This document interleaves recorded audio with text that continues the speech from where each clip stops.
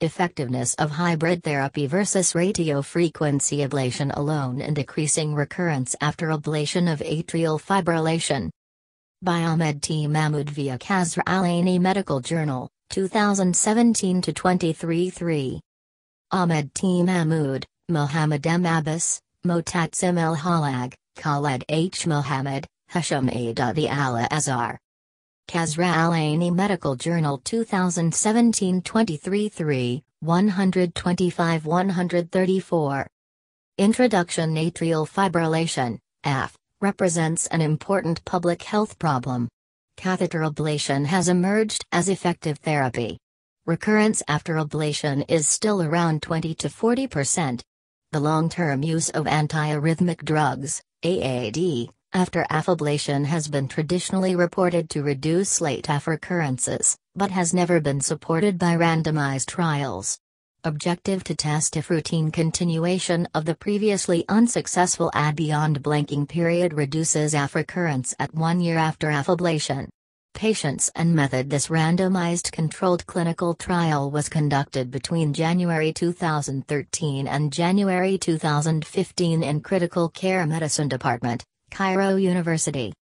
Patients with symptomatic, drug-refractory AF were enrolled. All patients underwent pulmonary vein isolation ± left atrial ablation according to AF type. The previously unsuccessful AD was continued for at least 3 months after ablation, after which patients were randomized to either continue or stop that drug. Patients were regularly followed up for at least additional 9 months. The primary endpoint was reduction of AF recurrence. Secondary endpoints included identification of predictors of recurrence and rate of complications. Results: 31 patients with paroxysmal, 80.6%, and persistent, 19.4%, AF were enrolled. Pulmonary vein isolation was achieved in all patients. 17 patients were randomized to continue AD, 54.8%, beyond blanking period.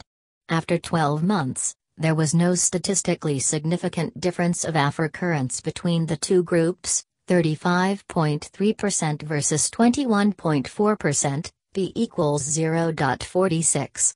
The same was observed for paroxysmal AF patients, 30.8% versus 8.3%, p equals 0.32. Persistent AF and early AF recurrence were associated with late recurrence. Only 2 patients had major complications. Conclusion: routine continuation of previously unsuccessful AD did not reduce AF recurrence over a period of 12 months. Persistent AF and recurrence during blanking period were associated with later recurrence.